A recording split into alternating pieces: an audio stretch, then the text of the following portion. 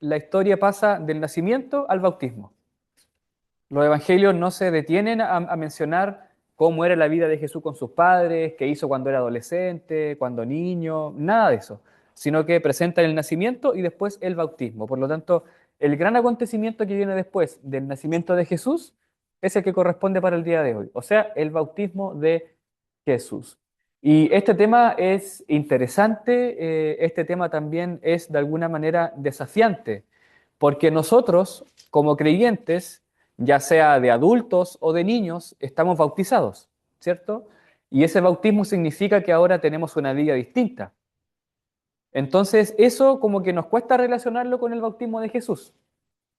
Si el bautismo es para el perdón de los pecados, si el bautismo es como una evidencia de que yo soy una nueva persona, ¿por qué Jesús se bautiza? Esa es como la gran pregunta que está en el fondo de este tema. Si los cristianos nos bautizamos porque entramos a la comunión con Dios, ¿por qué Jesús se bautiza si él se supone que en la historia del nacimiento se le llama Hijo de Dios? Entonces vamos a intentar ver ahora el bautismo de Jesús, pero no podemos comenzar a hablar del bautismo de Jesús si antes no hablamos de Juan el Bautista. Sí o sí tenemos que hablar de Juan el Bautista, porque los cuatro evangelios comienzan no con Jesús, sino con el ministerio de Juan el Bautista. Lucas comienza con eso, Mateo también, Marcos también, Juan, aunque comienza diciendo que Jesús es el verbo, la palabra de Dios, también menciona a Juan el Bautista en el mismo capítulo. Por lo tanto, para comprender bien quién es Jesús, tenemos que ir a Juan el Bautista. Y todos sabemos que a Juan se le conoce como el Bautista porque él bautizaba. Entonces se le puede llamar también como Juan el Bautizador, pero más fácilmente es Juan el Bautista.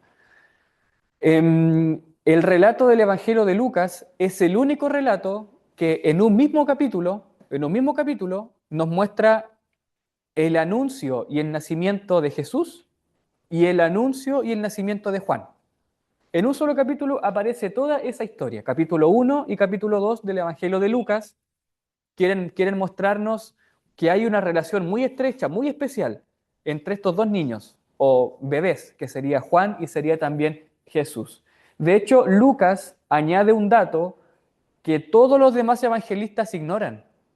Lucas añade el dato de que Juan el Bautista de alguna manera es un familiar directo de Jesús. No sabemos de dónde Lucas saca esta información, pero Mateo, Juan y Marcos la desconocen completamente. Solamente Lucas la añade.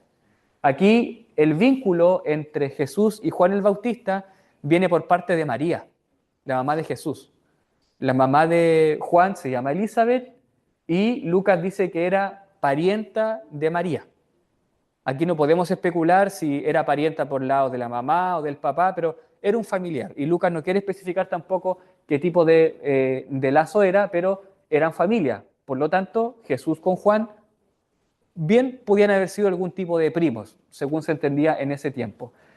Por lo tanto, lo primero que hacen los evangelios es mostrarnos que Jesús tiene una relación estrecha con Juan. Lucas 1:36 muestra que María es parienta de la mamá de Juan, o sea, Elizabeth. El nacimiento de Juan el Bautista, de acuerdo con el Evangelio de Lucas, es muy similar al nacimiento de Jesús, porque en ambos relatos, en el de Jesús y en el de Juan, tenemos dos mujeres que no pueden tener hijos. Juan no puede, o sea, María no puede tener hijos porque es joven y es virgen. Nunca ha tenido relaciones con ningún hombre. Pero Elizabeth, la mamá de Juan el Bautista, tampoco puede tener hijos. No porque nunca haya tenido relaciones con su esposo Zacarías, sino porque es una mujer ya entrada en años. Por lo tanto, biológicamente su cuerpo no está preparado para poder ser mamá. Por otro lado, el esposo de Elizabeth, que es Zacarías, también es un anciano.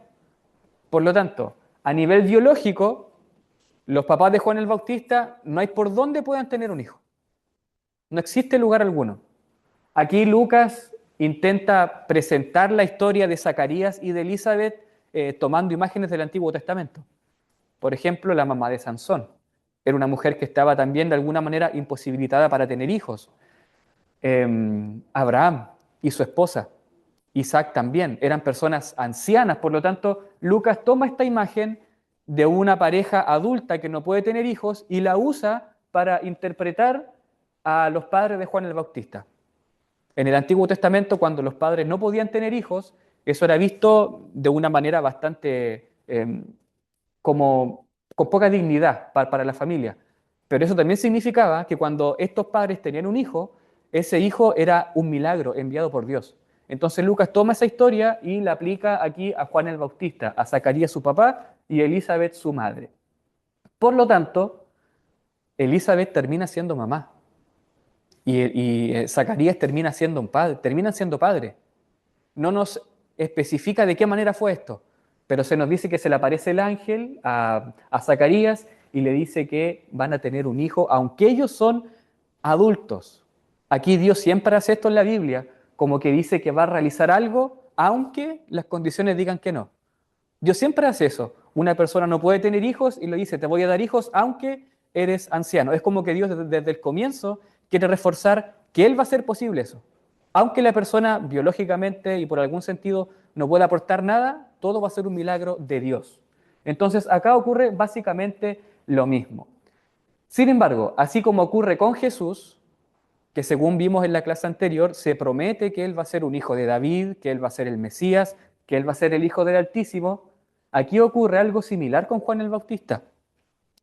También se pronuncia que Juan el Bautista va a ser un niño prometido por Dios y que en pocas palabras Juan el Bautista viene a cumplir profecías del Antiguo Testamento. En Lucas capítulo 1, versículo 13 al 16, se nos informa acerca de esta historia y se dice lo siguiente. El ángel se presenta a Zacarías, el papá de Juan, y le dice, no tengas miedo, que Dios ha escuchado tus oraciones y Elizabeth, tu esposa, va a tener un hijo, a quien le pondrán por nombre Juan. Ustedes estarán felices, llenos de alegría, y muchos se van a alegrar por su nacimiento. El versículo 15 dice lo siguiente, Juan será un hombre grande delante de los ojos de Dios. No tomará vino ni ninguna bebida alcohólica. Aún antes de que nazca, va a estar lleno del Espíritu Santo. Juan hará que muchos israelitas se vuelvan al Señor su Dios. O sea, acá tenemos un anuncio antes de que Juan nazca y antes de que Elizabeth conciba a Juan, donde se les dice que este niño va a venir con un plan de Dios. Juan no es Jesús, él no es el Hijo de Dios, pero va a venir con un plan que tiene que ver justamente en su relación con Jesús. Juan el Bautista no solamente se anuncia como un niño que va a hacer que la gente cambie y que la gente se dirija a Dios. Juan viene a cumplir también el Antiguo Testamento. En Lucas capítulo 1 y en Marcos y en Mateo capítulo 11 se dice que Elías va a venir. En el tiempo de Jesús, los judíos esperaban que un día futuro viniera el profeta Elías. Ellos sabían que Elías no murió, sino que, según relata Reyes, es ascendido en un torbellino con carrozas de fuego, asciende al cielo. Entonces la gente pensaba que así como Enoc no murió, Elías no murió, por lo tanto tiene que volver a la tierra. Entonces, antes de que ocurra el día del juicio final, antes de que Yahvé, antes de que Jehová venga y castiga al mundo, tiene que venir Elías. Por lo tanto, antes de que ocurra el fin, tiene que venir este personaje. Eso es lo que esperaban los judíos del tiempo de Jesús. Ellos sabían que Elías iba a llegar y que iba a venir en el futuro y que iba a realizar milagros también como hizo Elías. ¿Y qué pasa acá? Que el ángel le dice a Zacarías que Juan es Elías. En otras palabras, lo que se le está diciendo a Zacarías es que su hijo va a cumplir esta profecía. Y si Elías aparece, ¿qué significa eso? Que después viene el Señor, que después viene Dios. Porque en el Antiguo Testamento Elías y el Señor están juntos. El relato de Malaquías, capítulo 3, desde el verso 1 en adelante, Dios dice, voy a mandarles al profeta Elías antes de que venga el día grande y terrible del Señor. O sea, antes de que venga Dios al mundo, a juzgar al mundo, va a venir Elías. Por lo tanto, esto no era simplemente una profecía cualquiera. Antes de que viniera Dios al mundo, tenía que venir Elías. Tenía que llegar él. Y acá se le está diciendo a Juan, tu hijo va a ser ni más ni menos que Elías, el que tiene que venir primero para que después venga Dios a la tierra. En Lucas capítulo 1, verso 17 está claramente esto. Se le dice, Él va a venir con el mismo poder de Elías. Él preparará un camino para el Señor. Él hará que la gente se reconcilie, los padres con los hijos, y hará que los que no obedecen a Dios cambien y lo obedezcan.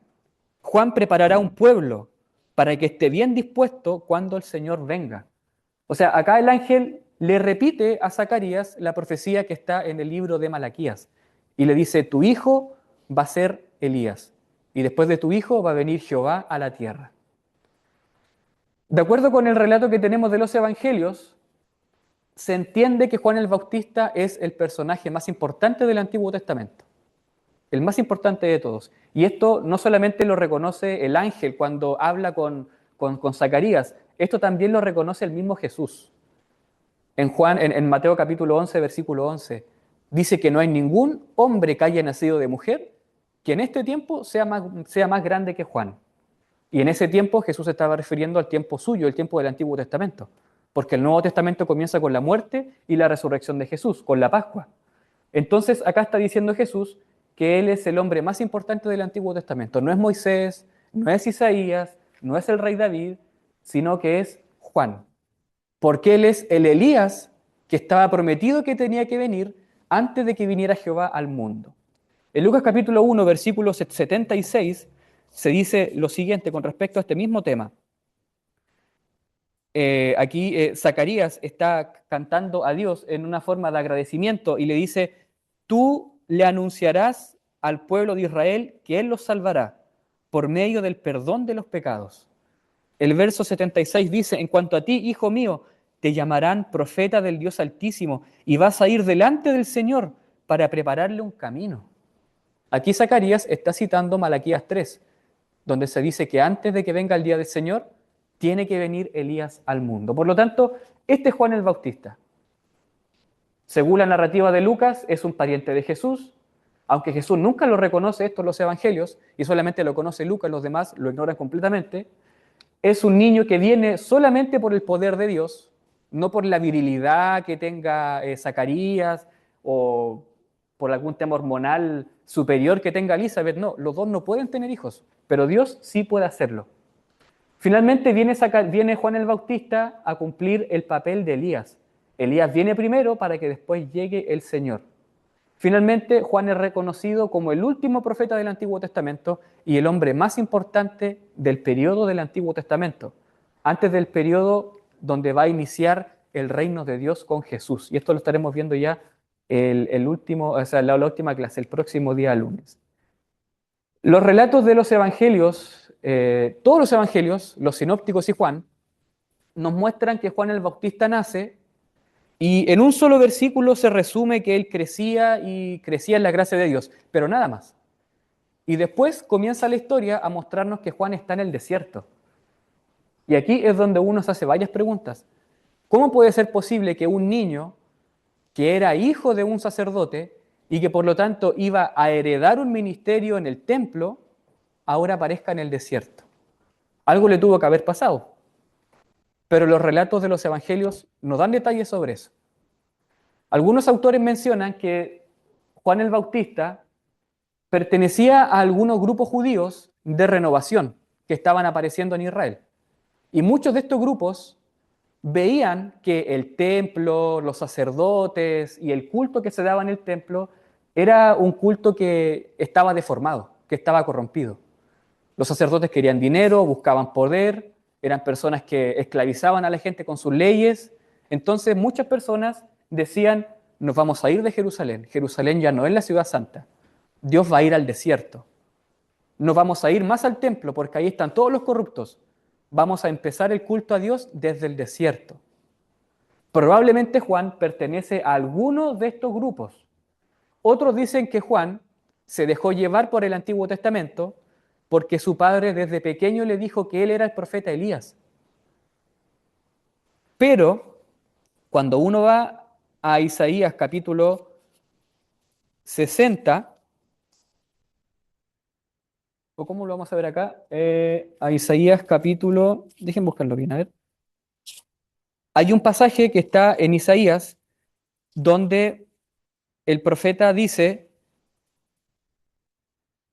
que la salvación va a comenzar a llegar desde el desierto y que justamente desde el desierto, Isaías capítulo 40, versículo 3, donde el contexto del cual va a llegar el reino de Dios va a ser desde el desierto. Entonces probablemente Juan el Bautista de alguna manera conocía este mensaje y dice, Isaías 43, una voz grita, preparen un camino para el Señor desde el desierto, háganle a nuestro Dios un camino recto desde el desierto.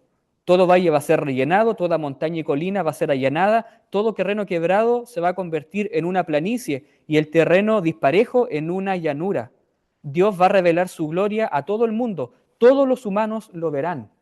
O sea, este versículo muestra que en los tiempos del fin la salvación va a llegar desde el desierto, no desde el templo y no desde la ciudad. Probablemente Juan se familiarizó con estos textos y él pensó, probablemente, mi padre me dice que yo soy Elías y que yo anuncio que Jehová va a venir después de mí. Pero según Isaías, Dios va a venir desde el desierto. Entonces él se va al desierto y comienza allí un ministerio como profeta. Un ministerio que consistía en predicación, en hablar, y también estaba acompañado por un gesto. Y este gesto era el bautismo. Los profetas del Antiguo Testamento siempre actuaban así. Una parte era lo que ellos proclamaban con sus palabras y por la otra ellos confirmaban su discurso o lo acompañaban con un gesto simbólico. En el caso de Juan, él predica, pero también bautiza a la gente. Entonces, él es un profeta en todo el sentido de la palabra. ¿Qué predica Juan el Bautista? Cuando Jesús aparece en Galilea predicando, va a las sinagogas, cura a las personas, Jesús aparece diciendo que el reino de Dios está cerca. En otros versículos le dice a los fariseos sepulcros blanqueados. ¿Quién les dijo que pueden escapar del fuego del infierno? En otros versículos dice, no digan somos hijos de Abraham, porque Dios puede tomar una piedra y hacer un hijo de Abraham de ahí. En otros versículos Jesús dice, den frutos dignos de arrepentimiento.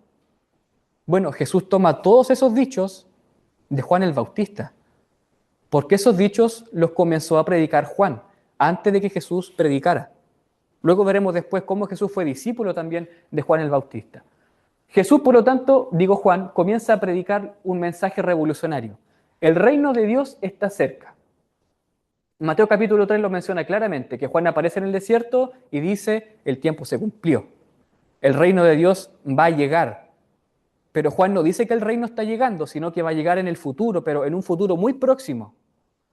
Sin embargo, la idea que tiene Juan del reino de Dios es una idea negativa, es una idea de castigo. Para Juan el reino va a llegar, pero se va a hacer visible cuando Dios llegue a castigar a la gente por sus pecados. Juan habla de la salvación, sí, pero casi en una línea, en un solo versículo, y con una imagen de una persona que tiene una era, que saca la paja y cosas por el estilo, pero no es muy claro. Pero todo el resto del discurso de Juan sobre el reino es un discurso de venganza, donde Dios va a venir, en primer lugar, a demostrar su castigo hacia la gente incrédula e impenitente. Jesús, sin embargo, le hace un cambio al mensaje de Juan. Jesús también toma el mensaje del reino, pero Jesús no es Elías, Jesús es el Señor. Entonces Jesús toma la imagen del reino y la cambia. Y él muestra que el juicio va a venir, pero en el futuro. Pero lo que viene ahora es la salvación, es la compasión. Es Dios como buen pastor que busca la oveja.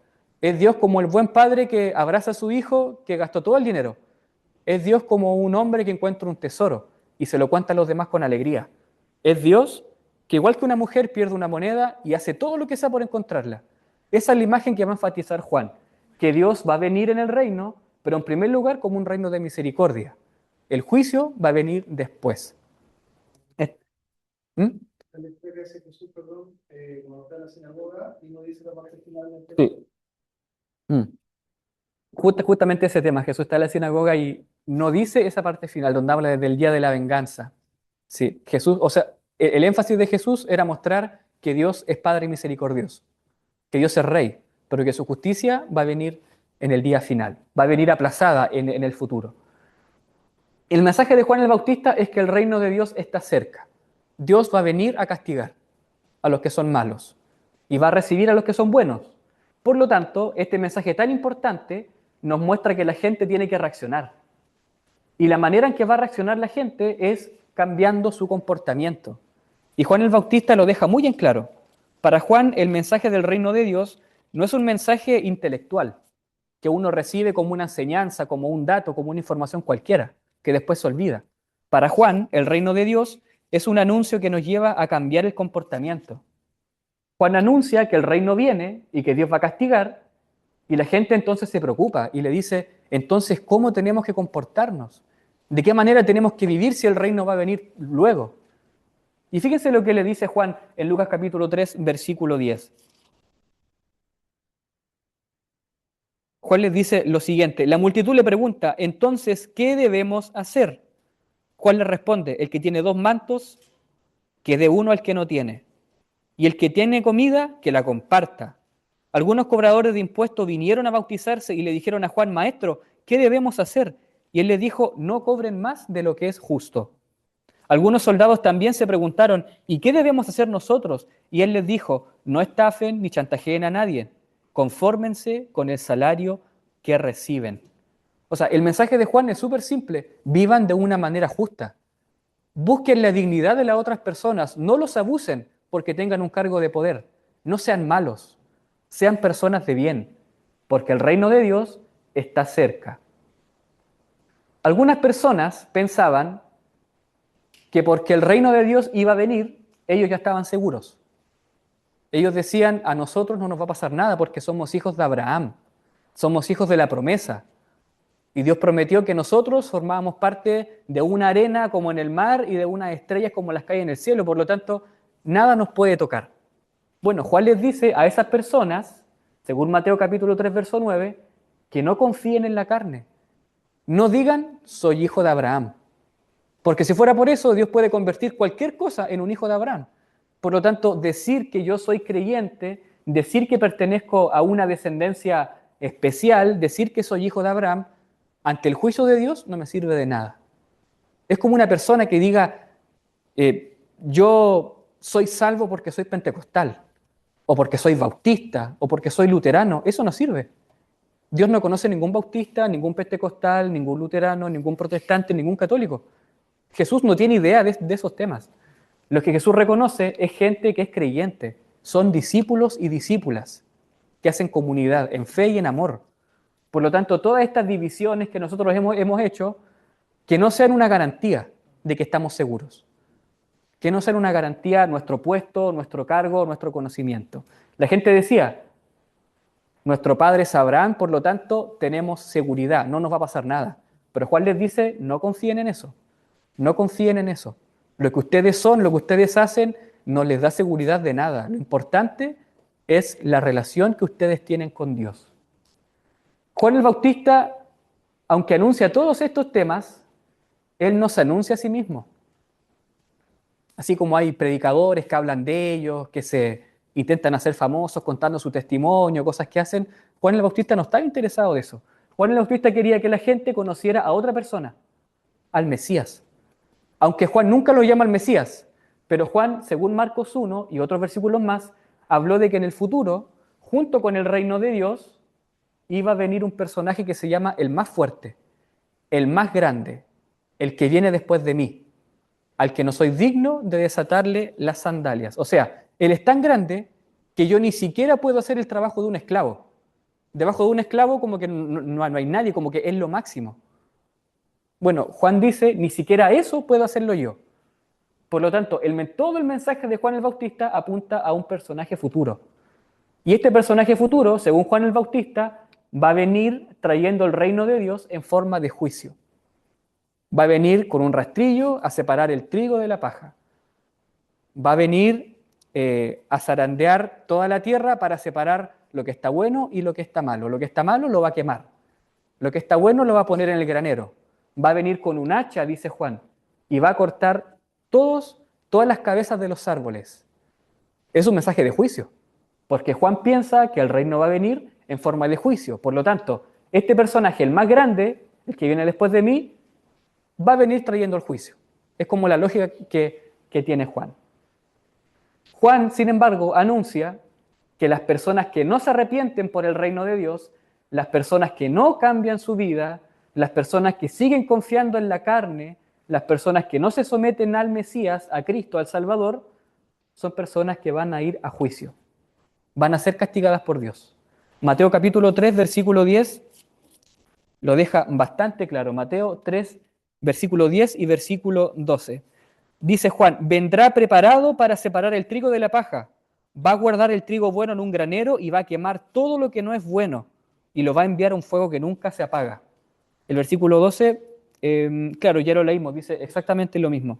El versículo 11 también, sí, dice, yo lo bautizo con agua como demostración de que han cambiado de vida, pero el que viene después de mí y es más poderoso que yo, ni siquiera soy digno de desatarle las sandalias, él los va a bautizar con Espíritu Santo y fuego. Una imagen de castigo. Aquí Juan no habla de Pentecostés. Juan no tiene idea de Pentecostés. Juan no tiene idea de que Jesús va a tener discípulos, de que va a formar una comunidad. De hecho, Juan ni siquiera dice que Jesús es el Mesías. Hay un versículo muy interesante donde Juan tiene que ir a preguntarle a Jesús por sus discípulos, ¿eres tú el que ha de venir? O sea, ni siquiera Juan tenía claro que Jesús era este personaje, aunque sabía que tenía que ver con el reino de Dios. Pero Juan menciona que la gente que no se arrepiente va a ser castigada por Dios. Todo el énfasis de Juan es que el reino viene, es que el Mesías viene, aunque no lo llama Mesías, pero él lo llama como el más fuerte, y que va a venir a traer juicio para la gente que no se arrepiente, para los que no se convierten. Bueno, Juan el Bautista como profeta, por un lado anuncia un mensaje, pero por el otro lo acompaña con un gesto. Y dijimos que los profetas del Antiguo Testamento también acompañaban su mensaje en algunas ocasiones con un gesto. Un profeta tuvo que andar desnudo cierto tiempo, otro se puso unos cuernos en la cabeza, en fin, cada uno hacía un gesto simbólico que acompañaba su mensaje, que le daba como un carácter más vivo, como más cercano al mensaje que ellos tenían. Y Juan el Bautista acompañaba su mensaje por el bautismo, por eso que lo llamamos como Juan el Bautista, porque él bautizaba. ¿Por qué bautiza Juan? Y la verdad es que no es tan complejo identificar por qué Juan bautiza. Juan pertenece a muchos grupos de renovación que estaban trabajando en Israel y que eran súper críticos con el templo, eran súper críticos con los maestros de la ley, con los fariseos, con el culto que se daba en el templo, y muchos de estos grupos comenzaban a hacer comunidades afuera de la ciudad santa, por así decirlo. Y una de las maneras en que estos grupos se purificaban era por medio de bautismos rituales, donde los fariseos se lavaban solamente las manos, estos grupos se lavaban el cuerpo completo como una señal de purificación y de preparación para el día del juicio. Bueno, Juan toma la idea del bautismo, y la idea del bautismo no nace con la Biblia. Muchas culturas, antes de que ocurriera el éxodo de Israel, ya practicaban el bautismo. Culturas que estaban lejanas a Israel, a Palestina, ya practicaban el bautismo, porque es una cultura universal, de que el agua tiene una cierta característica como de limpieza. De hecho, uno la usa para limpiarse, entonces hay un significado también en eso. La gente, culturalmente hablando, pensaba que el agua tiene un cierto poder limpiador, purificador, que hace que la persona sea distinta. Por lo tanto, Juan toma este símbolo del bautismo en agua y él comienza a bautizar a las personas.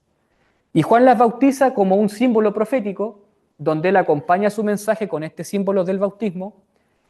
Para Juan, el bautismo no es como muchas veces nosotros decimos, el bautismo es un testimonio público, para que la gente vea que yo soy creyente.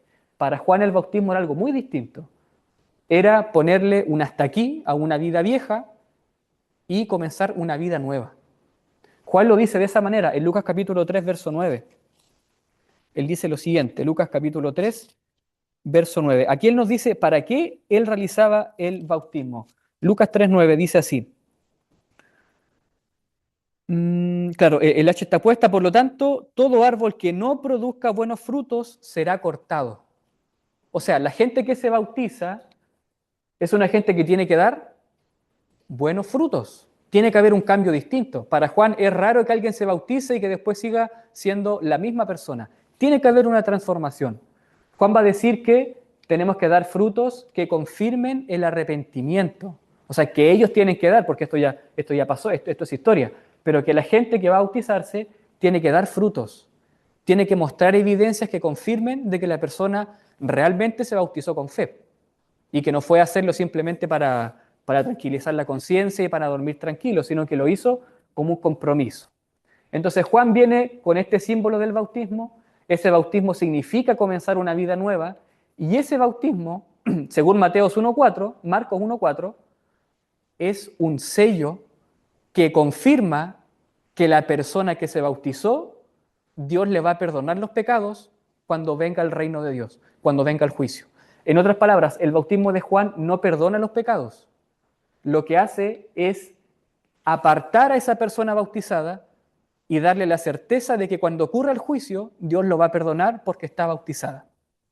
Ese es el sentido que tiene el versículo cuando dice en Marcos 1.4 que Juan bautizaba para el perdón de pecados, o sea, con el propósito de, es decir, que ese bautismo sirviera como un símbolo, como una certeza de que esa persona estaba segura, de que se arrepintió, de que pertenecía al pueblo limpio de Dios y que por lo tanto cuando viniera el reino de Dios en forma de juicio, Dios a esa persona no le iba a condenar, no le iba a castigar, porque estaba bautizada, por lo tanto Dios le iba a perdonar sus pecados. El bautismo también, ¿sí? Una pregunta, ese bautismo en sí era momentáneo, por lo que dice en el 3:11 cuando dice, yo bautizo ahora con agua, pero está dando a entender que se me pregunta si él está diciendo, yo bautizo para el perdón de pecados, pero el que viene va a bautizar, dice, con el Espíritu Santo y con fuego, es decir, declarando que uno, Otro el bautismo. Espíritu Santo va a ser uno va a sellar y a otro el fuego eterno, así. A eso apunta cuando dice que es, mi pregunta es si es momentáneo. Claro, sí, el bautismo de Juan era una vez para siempre, no se realizaba varias veces, era hecho una sola vez, e incluso Juan mismo era el que bautizaba. Tradicionalmente eran las personas las que se bautizaban a sí mismas, pero Juan es el bautizador.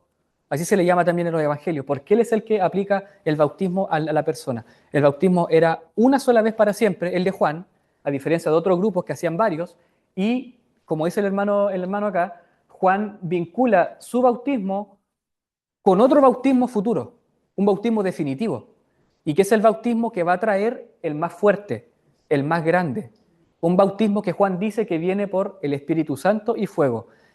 Esas dos frases nunca son interpretadas en los evangelios. Nunca el evangelista dice, Juan quería decir esto. Jesús tampoco. Jesús toma la imagen, pero nunca dice significa esto. Algunos dicen tiene que ver con Pentecostés y cosas por el estilo, pero Jesús no piensa en Pentecostés. Jesús no piensa en eso. Jesús piensa en lo que está ocurriendo con él, como un profeta itinerante que va de una aldea a otra y que sabe que después lo van a matar. La imagen probablemente sea que el bautismo que va a traer el más fuerte sea un bautismo que tenga juicio y salvación. Salvación por medio del Espíritu Santo, porque en el Antiguo Testamento se vinculaba la idea del Espíritu con la salvación, y también castigo como el fuego. Algunos dicen que incluso las dos ideas van juntas. Lo que está hablando Juan es que el más fuerte va a traer el castigo, y que ese castigo va a ser traído tanto por el Espíritu Santo en la forma de fuego. No hay una explicación clara al respecto, pero sí, como mencionó el hermano, Juan habla de que va a venir un segundo bautizo, un bautismo futuro, y que es un bautismo que va a traer el más fuerte, o sea, el Mesías. Juan entiende que el bautismo que él hace compromete a la gente a un nuevo comportamiento. En Mateo 3.8, creo que ya lo leímos, él lo dice claramente, Mateo 3.8, dice, vivan de tal manera que demuestren que realmente han cambiado. Luego de esto, como conclusión, el bautismo de Juan libera del juicio de Dios. Si la persona se bautizó y nació a una nueva vida, si es una persona que tiene el perdón de los pecados asegurada, si es una persona que por lo tanto vive una vida distinta, entonces cuando Dios venga en juicio, no lo va a castigar, porque ya tiene el bautismo de Juan. Y aquí está la gran pregunta: ¿por qué se bautiza Jesús? Todos los relatos de los evangelios hablan de que Jesús se bautizó. Juan es el único que no describe el bautismo de Jesús, sino que lo presupone. Pero solamente Mateo, Marcos y Lucas, los evangelios sinópticos, hablan del bautismo de Jesús.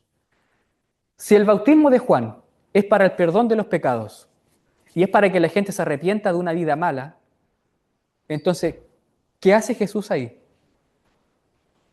Es lógico hacerse la pregunta, ¿cierto? Si se supone que Jesús nunca ha cometido ningún pecado, si según el Nuevo Testamento la gente decía todo lo que hace lo hace bien, si según los evangelios cuando la gente quería acusar a Jesús tenía que inventar un testimonio falso, ¿por qué va a bautizarse? Si el bautismo de Juan implica el perdón de los pecados, la liberación del juicio y el cambio de la vida. ¿Acaso Jesús necesitaba que se le perdonaran pecados? ¿Necesitaba acaso salvarse del juicio de Dios? ¿Necesitaba comenzar una vida distinta, una vida justa? Esas son las preguntas que surgen cuando vemos que Jesús se va a bautizar por Juan. No hay una sola respuesta para esta pregunta, hay varias. Y cada una de estas respuestas tiene una riqueza única que nos ayuda a entender todo el sentido de por qué Jesús se va a bautizar por Juan. Lo primero que debemos entender es que los personajes importantes de la Biblia, cuando Dios los llamaba a una actividad importante, tenían una experiencia de llamamiento. A David Dios lo llama y ¿de qué manera? Llega el profeta y le rocía óleo en la cabeza. Isaías capítulo 6 fue llamado con una visión tremenda donde ve la gloria de Dios, etc.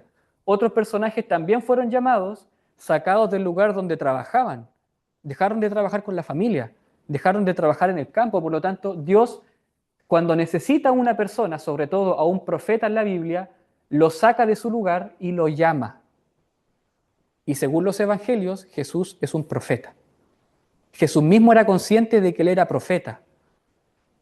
Jesús mismo dice, cuando está en la sinagoga en Nazaret y la gente lo comienza a rechazar, Jesús dice, ningún profeta es aceptado en su propia tierra. O sea, él dice que es profeta. Cuando va camino a Jerusalén dice, tenemos que ir porque ningún profeta muere fuera de la ciudad. O sea, Jesús sabe que él es un profeta. La gente en muchos versículos lo identifica con un profeta. Y si Jesús era un profeta, él tuvo que ser llamado por Dios. Y el bautismo de Jesús es el llamamiento de Jesús como profeta.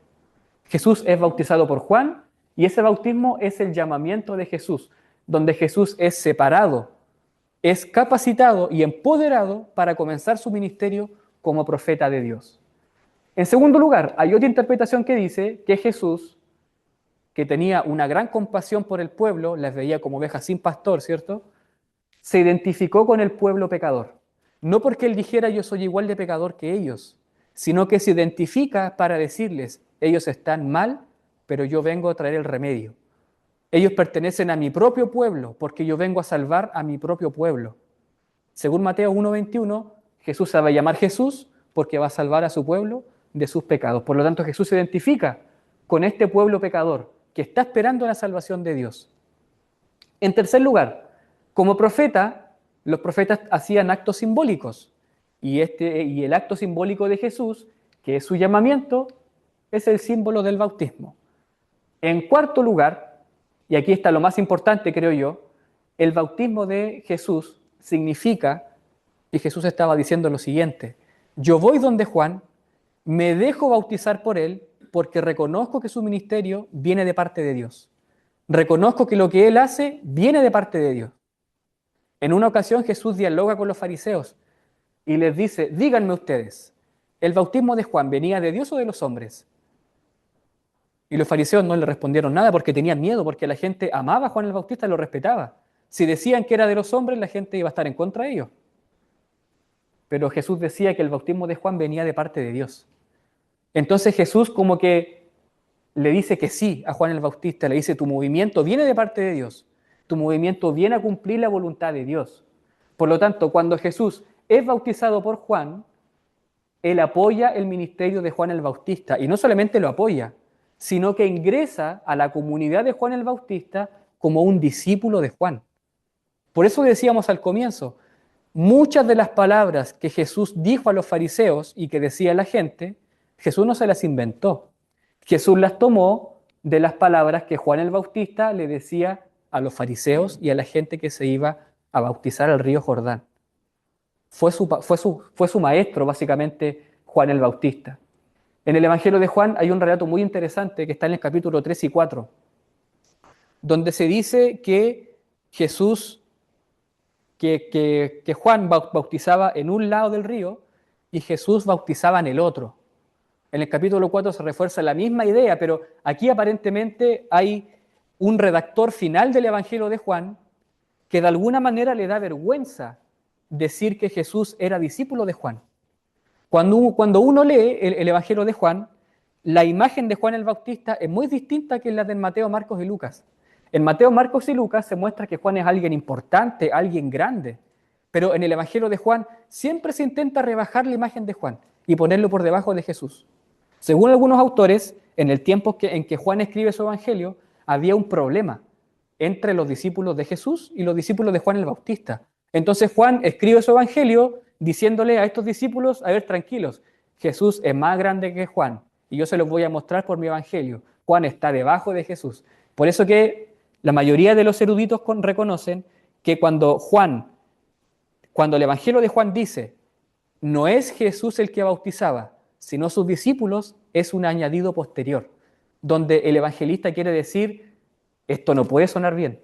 ¿Cómo puede ser posible que Jesús sea discípulo de Juan? Lo vamos a cambiar y vamos a poner que él no bautiza, sino que son sus discípulos, para mostrar que Jesús no es discípulo de Juan el Bautista, porque según Juan, Jesús es mayor que Juan el Bautista.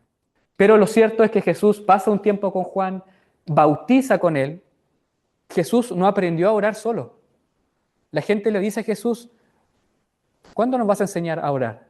Juan le enseñó a orar a sus discípulos y Jesús, al igual que Juan, le enseña a orar a sus discípulos. Juan el Bautista practicaba el ayuno y Jesús también hizo ayuno con sus discípulos. Juan el Bautista anunciaba el reino y Jesús también. Juan llama a la gente víboras y Jesús también. Juan dice que la gente tiene que mostrar frutos de arrepentimiento y Jesús también. Jesús bautiza porque Juan bautizaba. Sin embargo, el mensaje de Jesús es totalmente distinto. Llega un minuto donde la relación entre Jesús y Juan se rompe.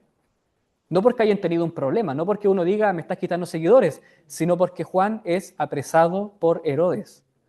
Juan era un profeta que decía la verdad y a él no le daba miedo que le quitaran la vida.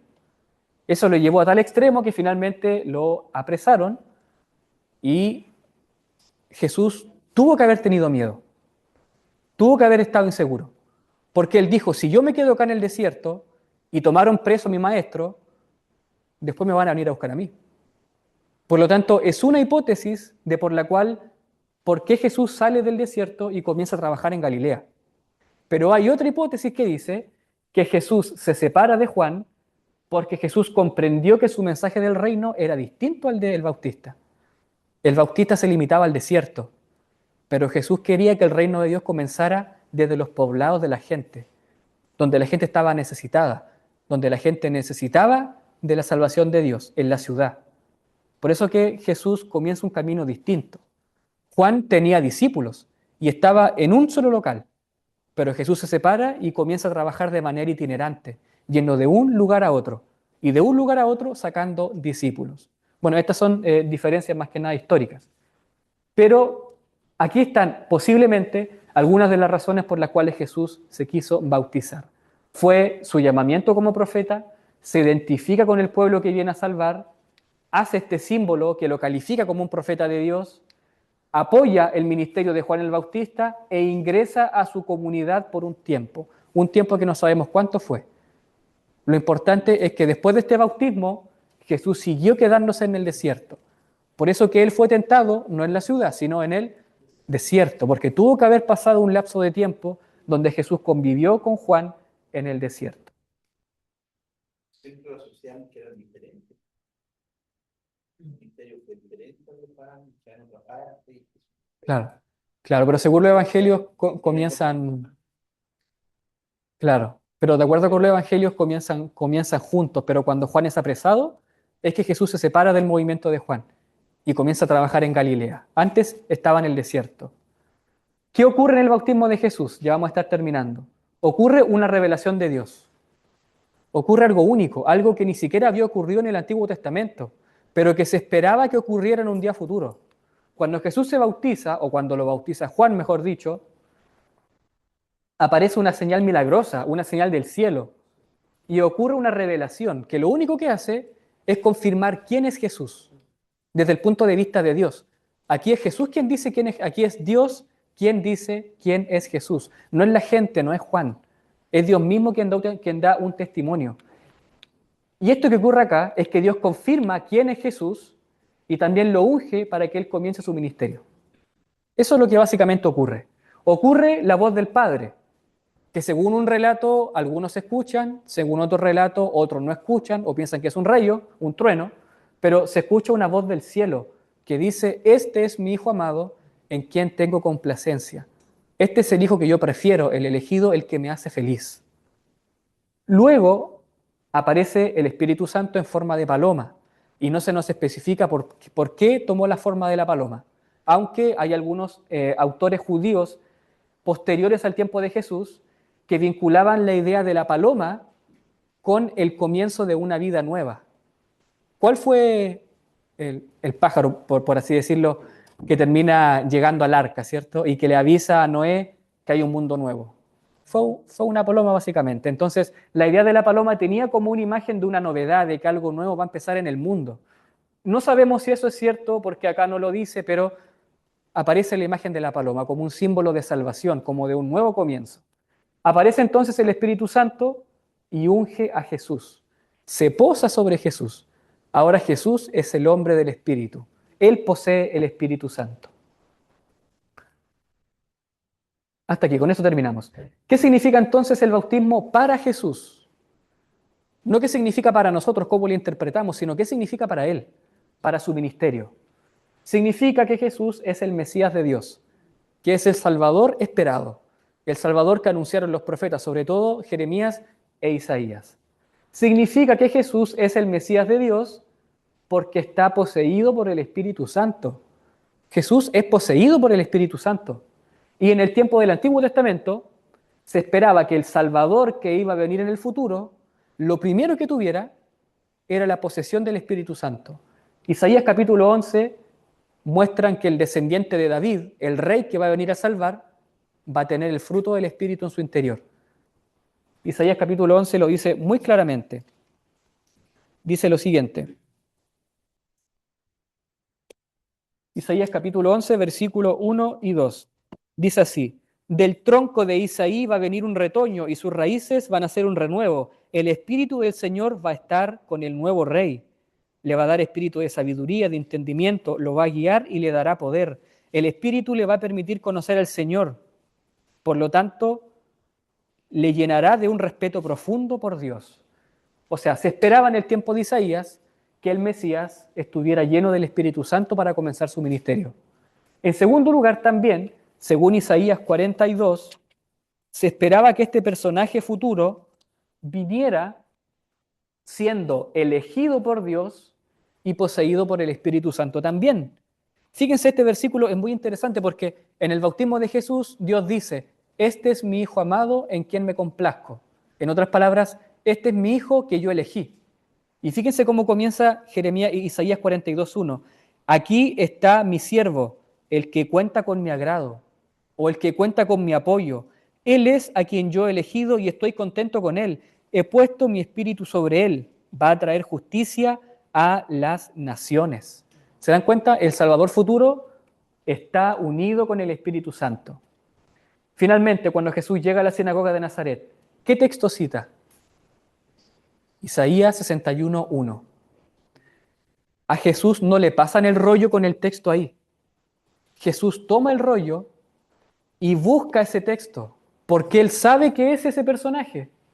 Jesús busca el versículo él mismo y termina abriendo el rollo, vamos a hacer como que lo está abriendo, está buscando la página, llega a Isaías 61:1 que dice lo siguiente, el Señor ha puesto su espíritu sobre mí.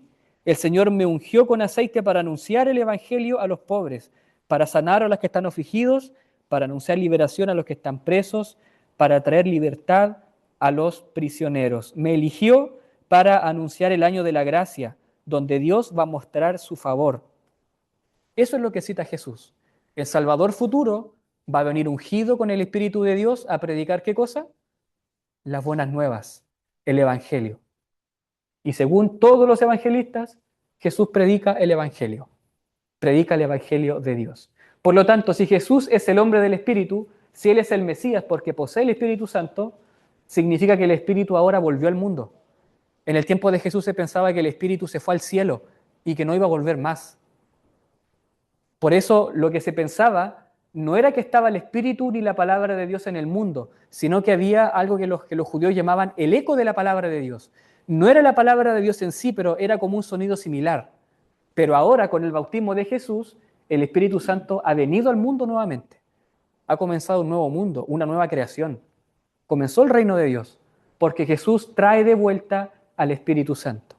Y si Jesús tiene el Espíritu, significa que Él puede compartirlo con sus amigos.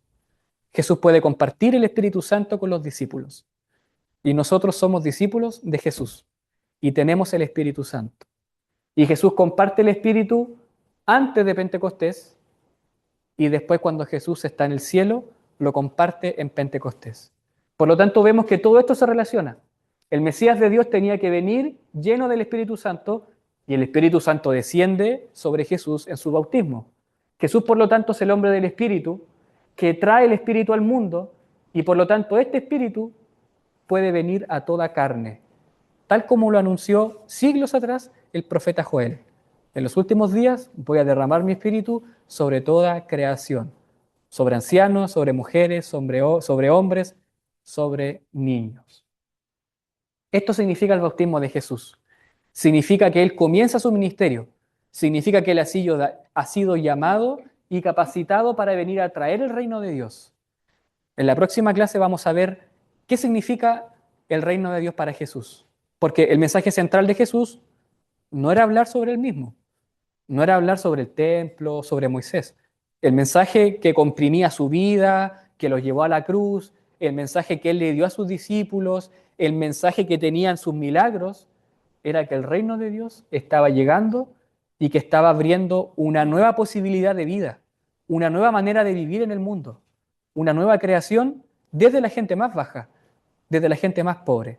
No desde los herodianos, fariseos, sacerdotes, no, sino desde las aldeas pobres y esclavizadas de Galilea, donde estaba la necesidad. Desde ahí comienza Jesús a anunciar el reino de Dios.